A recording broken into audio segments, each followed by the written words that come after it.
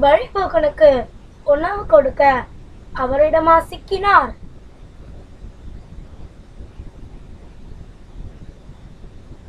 Hi குட்டீஸ், எப்படி இருக்கிறீங்க? பள்ளி பருவம் மிகப்பெரிய பொக்கிஷம். அந்த மகிழ்ச்சியுடன் வாழுங்க. ஒருவரின் வாழ்க்கையை இந்த உலகில் எப்படி இருக்கும் என்பதை இந்த கதையில் படிக்கலாமா? வாங்க.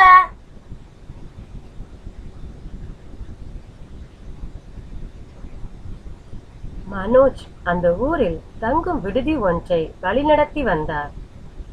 வெகு தூரங்களில் இருந்து பயணம் செய்து வருபவர்கள் அங்கு ஓய்வெடுப்பார்கள். சிறிது நேரம் இளைப்பாறி செல்ல அவன் எந்த கட்டணமும் வசூலிக்கவில்லை. மேலும் வருபவர்கள் சாப்பிட அளவில்லாமல் உணவுகளை சமைத்தும் வைப்பான். அவர்கள் அதற்கு விருப்பம் போல் கட்டணமாக பணத்தை கொடுக்கலாம் என்றும் இருந்தது. மனோஜிற்கு பெரிய ஆடம்பர வாழ்க்கை இல்லை என்றாலும் ஓரளவிற்கு ஒரு தொழில் செய்யும் அளவுக்கு பூர்வீகம் இருந்தது. அவனுக்கு மனைவி, குழந்தைகள், சகோதர சகோதரிகள் என பலர் இருந்தார்கள். அவர்கள் அனைவரும் ஒன்றாக ஒரே வீட்டில் இருந்தார்கள். தங்கி ஓய்வெடுப்பவர்களுக்காக வீட்டில் நிறைய திண்ணைகள் அமைத்தும் இருந்தான். இதை சேவையாக செய்தும் வந்தான். ஒரு நாள் வெளியூர் பயணம் மேற்கொண்டு திரும்பி வரும்போது அவன் வீட்டின் வாசலில் உயரமான மனிதர் ஒருவர் தனது குதிரையுடன் நின்றிருந்தார். அவரை பார்த்த மனோஜ், ஐயா, உள்ளே வந்து இளைப்பாருங்கள் என்றான்.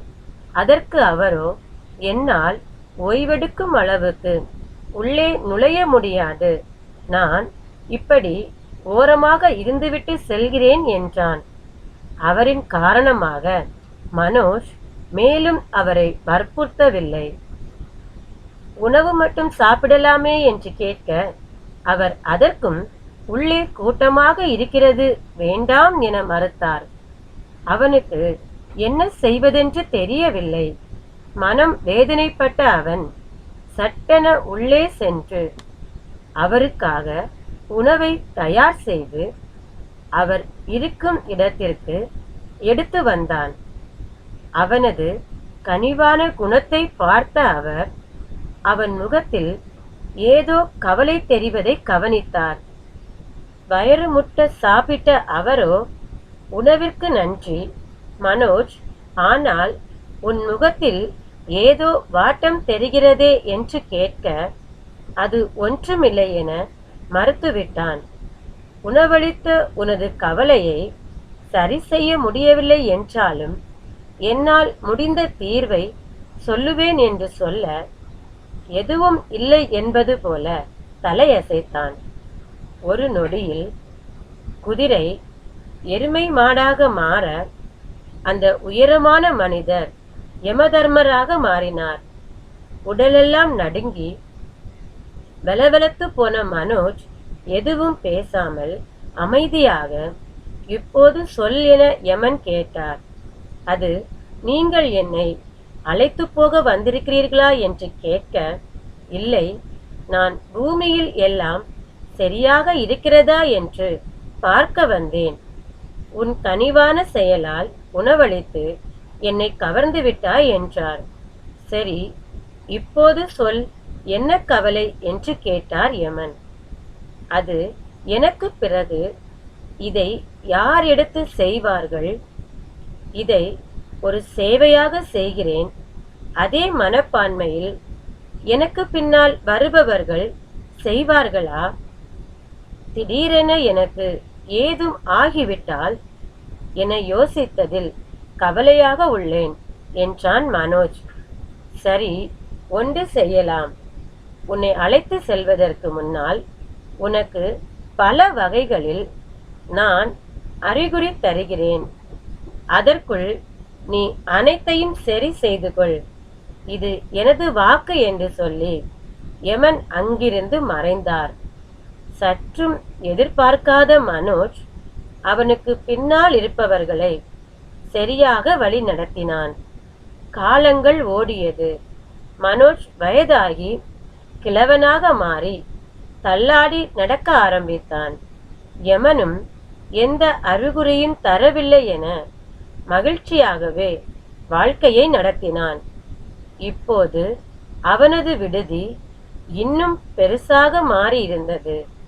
இன்னும் பலர் வந்து தங்கி சென்றார்கள்.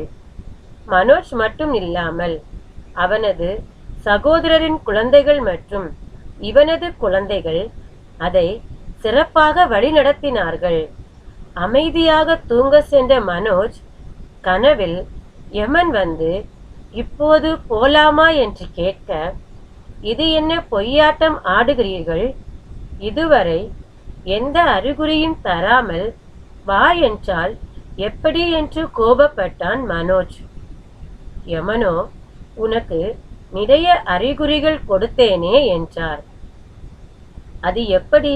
எனக்கு எந்தவித விபத்துகளும் நேரவில்லை, நான் நல்ல சுகத்துடன் இருக்கிறேன் என்றான் மனோஜ்.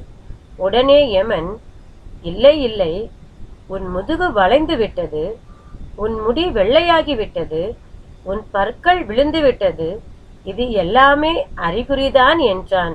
இதுவா? இது எல்லோருக்கும் நடப்பது தானே, வயதானால் அனைவருக்கும் இதுதானே நடக்கும் என்றான். ஆமாம், அதுதான் அறிகுறி. அதற்குள் உங்கள் கடமைகளை முடித்துவிட வேண்டும் என்பதற்காக நான் ஒரு மாற்றத்தை கொடுப்பேன் என்றார். அப்படி என்றால் நமக்கு எதுவும் ஸ்பெஷலாக யமன் உதவவில்லை என்ற உண்மையை புரிந்து கொண்ட மனோஜ் கால சுழற்சியை ஏற்றுக்கொண்டு யமனுடன் சந்தோஷமாக சென்றார்.